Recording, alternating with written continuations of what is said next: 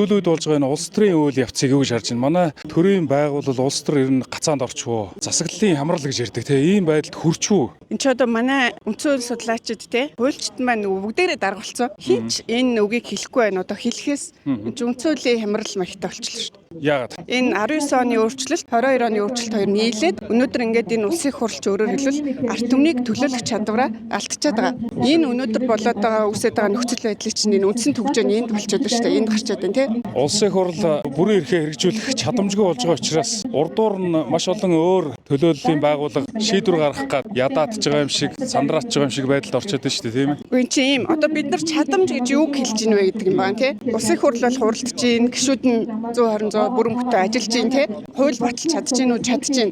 А гэхдээ эрх мэдэл гэдэг маань тийм үү? Төрийн институт гэдэг маань ард түмнээс ийм язгууртай байгаа шүү дээ. А тэр язгуур шинжээ хадгалж ийн үү гэдэг дээр маш том асуудал үүсчихэд байгаа байхгүй юу? Хойлоо жоох ийш чи тий. За тэгэхээр одоо засгийн газар огцрох уу үгүй юу гэдэг асуудал яг улсын хурал дээр орж ирчээд байгаа дээ. Одоо яг ямар хүлээлт вэ? За эхлээд би энэ залуучуудын огцрох шаардлага тавиад байгаа энэ гол дүр шүү дээ тий. Оюурд нь уг хүндээч биш, энэ үүсээд байгаа өнөө марааштай ч биш. Ерөөсөө энэ мэт унтсан засгийн газар бол эрт ороогүй унаж таарна нэгдүгээр тий. Огцрох таарна. Хоёрдугаар эрт ороогүй огцрох юмыг хойшлуулах тусам тий. Ард түмэнд улс оронд болоод уг хүнд өөрт нь гарцтай, өөрт нь бүх тал тохиролтой гэдгийг ойлгосоо л гэж үзэж байна. Олон нийтийн төвчээрийг бол үнэхээр барж шүү дээ. Манай Монгол шиг юм хүлээцтэй бас толерант гэдэг шүү дээ тий. Хүлээцтэй ардчлал бас цөөхөн гэж бодож шүү дээ. Энд хүмүүс дуулж шүү дээ тий. Энэ хүсэл эрмэлзлийг тайван замаар дуудуулаад хүний хэлээр тийм үү. Хамгийн гол нь эдгээр чинь хүний нүүр их зөөдөөс нь хараад илэрхийлж штэ. Гэтэл яаж ин өөдөөс нь дандаа зайлмих, дандаа манипуляц, дандаа нэг юм дөрмийн доторх найруулга тий. Нэг 100-аад хүн доторх юм наан цаана ард уртаа орсон яриагаар шийдэх гэж оролдож байгаа. Энд гарч байхгүй штэ. Ингээд бол бүтэлтэй юм болохгүй. Анх улсын асуудал бол нөгөө тансаглалын асуудал байсан тий. Одоо баг мартах тал руугаа орох гэдэг шүү дээ. Энэ зохиомол зөрчилдөөнүүдийг бий болгож байна. Тухайлх юм бол одоо MCS гэж маш их хүмүүс ярьж байгаа шүү дээ. MCS-ийн бүлэглэл төрийг атгачлаа гэх тий. Энэ тал дээр та өөрөө ингээд олон жилийн өмнөөс би одоо MCS group тий. Энэ клиент гэдэг энэ төрийн клиентүүдийг шүүмжил бичиж байгааг мэдэх бах. Өнөөдөр оюутны засгийн газар 4 жил юу хийсэн бэ гэхээр ийм асуудлыг шийддэг дэлхийн тэр өөрийнх нь онол зарчмуудыг ерөөсөө хэрэглэсэнгүй шүү. Кино найруулгаар ийм нүүрсний улс төрөөр бол засаглалгүй юм байна, легаси хийдгүй юм байна гэдгийг харлаа. Яг өнөөдөр гаргаж тавиад байгаа энэ зөрчилдөөний асуудал байгаа шүү дээ. Ухаан удаг тий. Ухаан удаг. Ухаан удаг чи одоо жишээ хэдэн жил болж байгаа. Хэр нөөц үлдсэн тий. Магадгүй энэ биний хардж байгаагаар бол эн чинь ингээд дахиад олон жилийн ашиглалтгүй уурхаа дээр ийм жүжиглэлттэй улс төр үүсгэчихэд ард нь бол юу найруулж байгааг бид нар бас мэдэхгүй шүү дээ. Таны хувьд одоо хамтарсан засгийн газрыг дэмжиж байгаа юу? Дэмжихгүй байна. Энд би хоёр шалтгаанаар дэмжихгүй. Нэгдүгээр мега төслийн хувьд бол Монголын эдийн засгийн асуудал микро талдаа байгаа. Үүнийг хийхгүйгээр өнөөдөр хоёр Монголын аж ахуйн нэгж тутмын нэгэн санхүүгийн өндөрлөлтөө одоо нэгдүгээр улирлын байдлаар эдийн засгийн бүх үзүүлэлт унаад явж байна. Энэ дээр энэ мега төслийн эдийн засаг өөрөө маш их үр дагавартай байдаг талаар зөндөө бичиж байна. Нэгдүгээр хоёрдугаар энэ хамтарсан засгийн асуудал чинь өөрөө энэ жагсаалт 48 гишүүнтэй эдрээс болоод улсын хурлын бие даасан байдал дамдамаа нөлөөлөд байгаа. Энэ хамгийн том асуудал. Тэгэхээр зэрэг энэ засаг тарж иж улсын хурл өөрөө тодорхой хэмжээнд энэ ард түмний төлөөллийн байгууллага төрийн эрх барих дэд байгууллагынхаа функцийг гүйцэтгэх нь шүү. Нэгээсэндээ улсын хурлыг амьгүй болгож гин гэх юм уу, хүчгүй болгож гин. Намар ихсэн чуулганаас шаардлагатай шүү. Улсын хурлын гишүүд маань юу болж хувирсан гэхээр бараг засгийн газрын нэг PR-ийн хилцэл шиг болчихлоо шүү. Өдрийн нэг нь гарч ирээд нэг үзэл сурталын шинжтэй юм ярьж тэ. Гишүүд бүх намынхан тий гişүүд өөрсдөө амын лидерүүд нь хүртэл тий пропагандист болчихлоо шүү дээ. Дараагийн засгийн газрын бүрэлдэхүүн гэдэг юм уу одоо хамтарсан байх тал дээр засгийн газар дээр эхлээд хэн ерхий сайд болох вэ гэд бид нар чинь нэг тийм дарга ярих дуртай. Энэ дарга болон тэр дарга болно гэж явчих. Зөндөө олон судалгаач гардаг. Засгийн газрын бодлого гэдэг юм дотор ялимгүй өөрчлөлтүүд гарахад ер нь эдийн засгийн энэ тоглогчдын реакц өөрчлөгддөг гэж байна. Бүтэн ийм структурын бүтэн ийм реформын тий үзэл санааны төвшөнд бид нар ийм шинжилгээ түрүү хэлсэн тэр микро руу шилжих энэ тал руугаа реформ хийх юм ерхий сайдтай болохгүй бол ерөөсөө манай нийгэм эдийн засаг бол ингээд ганцаараа үлдлээ шүү дээ дэлхийд.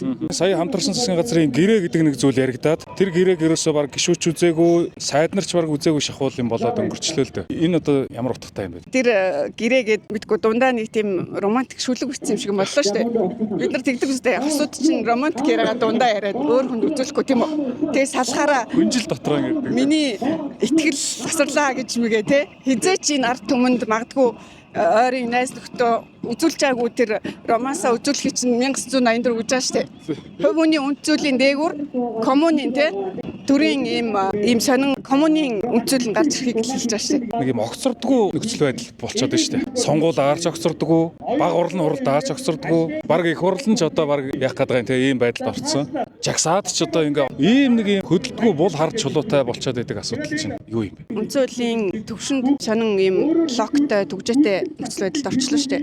Ерөнхийлөгчийн зүгээс улс төр явуулж байгаа. Ерөнхийлөгчийн институт бол өөрөө үндсэн хуулийн бичигдсэн хувь заяан тэр юм шиг байгаа сөрөг хүчний байр суурь дээр заавал очдог. Өмнөх ерөнхийлөгч нарыг харж байхад намрын хоёр элбэг дөржгээ дандаа намаасаа тусгаарлагддаг сөрөг хүчний байр сууриас ингэж оролцдог. Энэ удаагийн ерөнхийлөгч бас л яг энэ тоглолтыг шигний ард хийж байна гэж. За энэ ерөнхийлөгч биш, энэ ерөнхий сайдч биш. Бид нар нэг ийм 3 зүйл хичээл авч штэ ер нь. Нүүрсээр засаглал хийдэг юм байна те. Зөрчил тэмцэлт жүжгээр хийдэг юм байна. Худал хурамгаар бол хийхгүй юм байна. Сая өөрийн чинь дурддаг манай хуучин ерөнхийлөгч нар чинь бас дандаа сөрөг талдаа гараад зөрчил тэмцэлт тоглоо тийм үү. Ингээд сүүлдээ жишээ нэг нь хэд ч одоо энэ Монголд ирэхгүй болцлоо гэж штэ. Тэгэхээр одоо энэ сууж байгаа ерөнхийлөгч маань бол өөрийнх нь нүнгэн дээр 19-22 оны өөрчлөлтүүд хийгдээд энэ зэрэг хямралт байдалд орчод байгааг бол өөрөө үнэлж дүгнээд зөрчлийн биш юм нэгдлийн талын бодлого барих болсон баха тий. Одоо хувилдааны онол шиг юм асууя л да. Хоёр хөршийн зүгээс одоогийн засгийн газрыг үлдээх гэдэг юм уу? Эсвэл шинэ ерхий сайдыг гаргаж ирэх тал дээр ямар нэг юм нөлөөлөл үзүүлж байгаа юм ажиглагдж байна? Ажиглагдж байна гэж бодож байна. Тим маршалч бичсэн байдаг л та. Манайх шиг ийм ландлокт те ийм гарцгүй том хөршүүдээр хөрөөлөгдсөн оронд ерөнхийдөө их нөлөөллийн ажил пропагандагаар бас явдаг гэх те. Иран шиг ч юм уу гэсэн маа. Тэгэхээр ер нь нийтлэлийн талаас ч гэсэн харж яхад бол 3 талаас гуруулаа штэ. Аль нэг нь ч биш те. 3 дахь тал бол барууны орнуудыг хэлж явах шиг байна. Тийм. Энэ засгийн газар огцрох тал дээр сая их сонин мэдээ хятад гарлаа штэ. Монголын засгийн газарт явж байгаа ажлууд зогсох нэ ч үлээ те. Яг нэг энэ Монгол дотоодод явж байгаа пропагандаг давтсан мэдээ хятадд гарч байгаа хгүй. Тэгэхээр миний хувьд бол энэ засгийн газрын хувьд нөгөө төслүүд нь өөрөө их урагшаа тонгох шинжтэй учраас тийшээ нэлээд хандлагатай ба. Очоод хийгээд ирсэн гэрээнийх нь нөхцөл хүртэл тодорхойгүй штэ. 260 сая тонн, 280 сая тонн гэдэг чинь те. Тэгэхээр энэ монголчуудын чинь энэ одоо энд байгаа залуучуудын боловсрол зарах хэвээр тэр орлого нь болох хэвээр экспортын тэр гол бүтээгдэхүүнээрээ ямар ч гэрээ хийцэн, тэрэндээ ямар болцолж тавьцэн, тэр нь цаад урд туршин ямар их ашиг их чангаж байгаа. Энэ бүхэн чинь ийм далд ойлгомжгүй ил тод бус байна гэдэг чинь өөрөө ингээл хардлага, өөрөө үйл ихтгэлцлийг улам гүнзгийрүүлсээр л ш. Нөгөө талдаа одоо өмнө ерөнхийлөгч байсан Батулга гэж хүн Оросын талыг баримталдаг гэдэг бид ил тод ярьдаг шүү дээ. Тэгэд энэ улсын хурал тааргаж гисаал за ер нь үлсгэлэн зарлж байгаа зарим хүмүүсийг харж байна те. Оросын ямар нэг тийм даалгавар гэдэг юм уу чиглэл байхыг үгүйсэхгүй гэж бас зарим хүмүүс бичээд байгаа. Батлаг гэдэг хүнийг жишээ нь Оросын тал гээл хичнээн жилийн дамсан хэрүүл болдог. Гэтэл нөгөө хүнийх нь бодит бизнес нь жишээлх юм бол хятадуудтай бизнес хийсэн, зарсан гээл зүйлс яригддаг. Тэгэхээр зэрэг би яг хувьдаа бол улс төрийг ажиллаж идэг сонирхогчийн хувьд бол яг нэг юм Оросыг төлөөлөөд Оростой хувилтаа гэхээсээ илүү миний бодлоор жоох юм ардчлалд дайсагсан үзэл хандлагатай юм уу? Алсын санаа нь яг ерөнхийлөгчөөр жишээ нь тэр хатуу төсөлгээд үзүүлэн төсөл орж ирсэн шүү дээ тий. Тэгэхээр парламентын засаглал арчил талдаа Монгол улсад зохихгүй ч гэж бодд юм уу тий. Тийм хандлага бол хараглаад тий. 18 онд улсын хурлыг тараах санал ерөнхийлөгч байхдаа гаргаж ирсэн. Тий гаргаж ирсэн. Ер нь нэг тийм төрийн нэг юм тогтсон институцүүд рүү ч юм уу тий. Ялангуяа улсын их хурл руу бол ер нь олон удаагийн улс төр хийжсэн да. Манай хоёр хөрчд бол энэ парламентын тогтолцоо таалагддаггүй болов уу гэж харж байна тий. Нэг хүн засаглаж ивэл харилцахад амар байх гэдэг. Нэг хүн засаглаж яхад харилцахад амар байх гэдэг нөө хоёрдугаарт одоо жишээлх юм бол хятад хэд ч хаагуур нь шинжаа угрын асуудал байна тийм үү. Орос хэд ч манай хоошоо одоо ингээл бүрээд тийшээ ийм арчилсан үзэл санаа нэвтрэх эргээд тэр нь энэ дотоод энэ конфедерацийн тий хятадын ингээд их чинь нөгөө туган дээр нь байдаг 4-5 од байгаа шүү дээ тий. Тэднийх нь нэгдмэл байдалд нөлөөлөх эрсдэлтэй гэж бас үздэг байж магадгүй юм аа. Яг үндэ манайх хоёр хогчлаа шүү дээ. Ахмадууд гэх юм уу залуучууд ч гэдэг юм уу ингээд нэг юм хоёр байдалтай. Нэг бол засгийн газраа хамгаалсан эсвэл огцруулна гэсэн ийм хоёр тал. Итгэлцлийн хямрал гэх юм уу. Ийм байдалд ер нь бид нар орчод байна шүү дээ. Тэгээ энд хүрэж байгаа хамгийн гол нөлөөлж байгаа хүчин зүйл нь төрөөс байна уу? Ер нь бидний өөрсдийн асуудлууд байна уу? Та сонирхолтой асуулт асууж байна. Би ч нөгөө Японд нэлээд олон жил ажиллаж амьдарсан. Тэгэхээр би яг өөрөө чинь асууж байгаа энэ үе хоорондын хагаралт юм уу? Энэ манай нийгэмд хоорондоо үеийн ийм зөрчил багтай нийгмээс хэр гүнзгий байгааг бид Монголд нэлээд мэдэрдэг. Тэгэхээр энэ маань бид нар нөгөө системийн том хугарал тэ туулсантай холбогдоод байна тийм үү.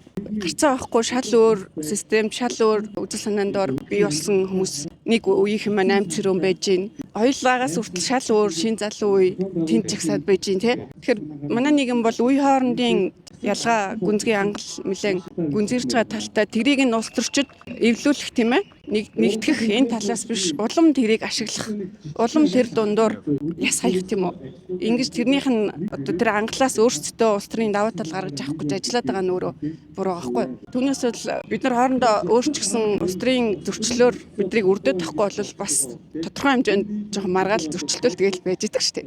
Монгол хүн чинь цаанаасаа бол тийм бас дүлгөө нэгтэй гэдэг шиг тийм. Толерант тийм хүлцэлтэй шүү дээ. Одоо засгийн газар хэрвээ огцрохгүй гэж харъя. Мэдгүй ингээд үл тоогоод өнгөрчих юм бол бидний сэтгэлд юу үлдэх бол одоо хүмүүсийн энэ олон нийтийн шаардлага ингээд биелсэнгүй тийм. Ерөнхий сайд болоод тэдний багийг нэг зүйл ойлгосоо гэж бодож байна. Хүн л эмчин бас тийм дэмжиж байгаа хүмүүсийн ард түмэн дотор байж таарна. Дэмжиж тахад би өргөжлөх ёстой гэж бодож иж бодлоо. Гэхдээ ер нь аливаа засгийн газрын легитим гэдэг чинь тэр дэмжихгүй байгаа бас хувиа тооцох ёстой шүү дээ. Одоо сая 150 мянган хүний гарын үсэг гэдэг бол энэ цаашаа эффектив үр дүнтэй бодлого хэрэгжүүлэх ямар ч боломжгүй тоо шүү дээ. Энэ чинь зурж байгаа идэвхтэй үйлдэл хийж байгаа нэг иргэний цаана зураагүй, ирж амжаагүй орон нутагт байгаа хэдэн иргэн байх уу тий? Эн чинь зүгээр энэ хав руу нам руу гэдэг юм яригдчих шүү дээ. Ноёрдны цаашид өөрөө энэ улс төрд бүр энэ улс орондоо нэг тодорхой хэмжээний нэртэй нүртэй орших энэ боломж чинь өдрөөс өдөрт томигцаар л шүү. Би улсын хурлаа маш их найдвар тавьж байгаа. За ямар ч хэлсэн нийгмийн захиалга мэдрэх байхаа гэж хараад байна. Өөрөөр хэлбэл улсын хурл өнөөдрийг хүртэл хийж байгаа үйлдэлүүдийг харахад бол хэцүү байна. Нэг бол тэгээд саналаа өгöd яг энэ улсын хурл ч өөрөө Монголын ард түмнийг төлөөлж байгаа парламент мөн биш юм уу гэсэн шалгалтаа өгч хэрэгтэй. Тэгээд шалгалтанд унах юм бол бодъё л доо хэвлээ. Тэгээ танаа 80-аад оныхоо яагаад байгаа юм бэ? Манай 80-аад оныхоо. Би ч одоо хэрэгт орсон юм шүү дээ. Нөгөө манай 80-аад оных нь л гараад ирвэл энэ улс одоо яг болох гээд байна гэд байсан тий. Тэгээ одоо надад бол өмөрчлөх үг байхгүй болсон. Байхгүй болсон уу? Тий. Тэгээд хөрхийн нөгөө түрүүн өөрийн чинь асуудаг эв нэгдэлгээд асуусан тий. Бидний чинь ингээд дээшээ нэг хэцүү үеийг төшөж явдаг. Доороо бас нэг юм ажил хийж мэдгүй үетэй гэл бидний хөрхөө өрхөөлгээд иддэг тий. Тэгээ одоо үнэхээр ганц энэ хамгийн мэг авч явж байгаа 80 оных нь ийм харч одоо нэр хэлэх үг өмөрчлөх үггүй болсон би. Нэр үнэхээр юу хэлэхээ мэдэхгүй л. Ер нь тэгээд би бол тэгж бод тийм үү. Жохон хал үзэж хашир суусан нөхдүүд нь төрөө бариул яад юм бэ? Залуучууд нь бол тэгээд дэмжих туслах талдаа байвал яад юм бэ гэж хардаж. Аха. Бид нар бол Ахмад дунд залуу гэдэг үеэс өмнө нэг зүйл дээр нэгдмээр байна. Нэг зүйлийг хөлөөнд зөвшөөрөх хэрэгтэй. Одоо жишээ нь 70-аад оны хүн солигдоод гарч болно. Тэр чинь өөрөө аюу ухаантай баймаар байна тий. Тий. Бид нар тэр кабинет өөрөө жишээ нь бүх үеэс бүрдэж болно шүү дээ. Тэрний чинь үйл ажиллагаа өөрөө аюу ухааных баймаар байгаа байхгүй юу? Жүжиг юм биш тий. Зайлмах биш. Бид нар дэлхийг зайлна гэж байхгүй шүү дээ. Одоо зөвхөн энэ улс төрчд ч биш. Бүгдээрээ тий энэ дээрээ нэг ойлголцож байна. За баярлалаа. Тэгээд би энэ чагсаал дээр бас сонирхож ажиглаж явж байгаа. Тэгээд залуучууд харахад л үнэхээр дэмжмээр санагдаж байгаа. Тэгээд зарим нэг гол агуулгуудыг бас гаргаж ирэх хэрэгтэй байна гэдэг утгаар хүмүүсээс ингээд ярилцлага авч байгаа. Тэгээд оролцсонд баярлалаа. За баярлалаа. Бид нар чинь бас залуучуудаа нэг үдэл санаа талаас тийм үү ойлголт талаас дэмжиж явах хэрэгтэй л гэж ойлгоод энд ирж хаяа чагсаал дээр онлын яриаг шооллуулад байгаа шүү дээ би чи. За баярлалаа. Амжилт хүсье. За баярлалаа. Хэл чагсаал болж ийн залуучууд дуулж байна. Дуулаад гоё тайван чагсаал ингэ байж байна. За баярлалаа.